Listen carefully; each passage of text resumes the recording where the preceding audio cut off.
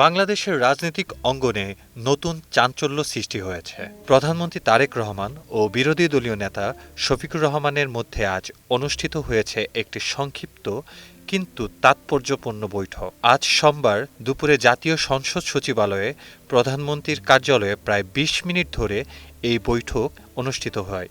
BNP সূত্র জানায়, বিরোধী দলীয় নেতা শফিকুর রহমানের আগ্রহেই এই বৈঠকটি অনুষ্ঠিত হয়। তবে এই আগ্রহের বিষয়ে জামায়াতের সূত্রে কিছু জানা যায়নি। এদিকে প্রধানমন্ত্রীর প্রেস উইং বিষয়টিকে স্বাভাবিক সৌজন্য সাক্ষাৎ হিসেবে উল্লেখ করেছে।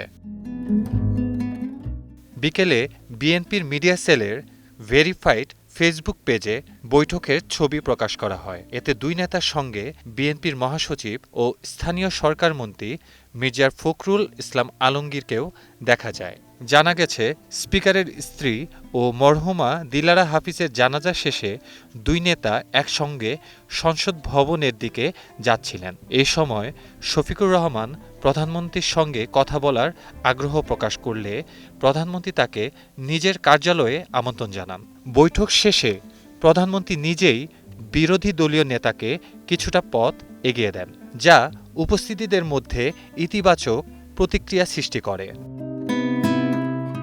প্রধানমন্ত্রীর অতিরিক্ত প্রেস সচিব আতিকুর রহমান রুমন জানিয়েছেন, এই সংক্ষিপ্ত আলাপচারিতা ছিল সৌজন্যপূর্ণ, তবে আনুষ্ঠানিক নয়। তবে দায়িত্বশীল সূত্রগুলো বৈঠকের আলোচ্য বিষয়ে সুস্পষ্ট মন্তব্য করতে রাজি হয়নি। বিশ্লেষকদের মতে, এই ধরনের সৌজন্য সাক্ষাৎ দেশের রাজনৈতিক পরিবেশে সংলাপ ও সহনশীলতার বার্তা বহন করে।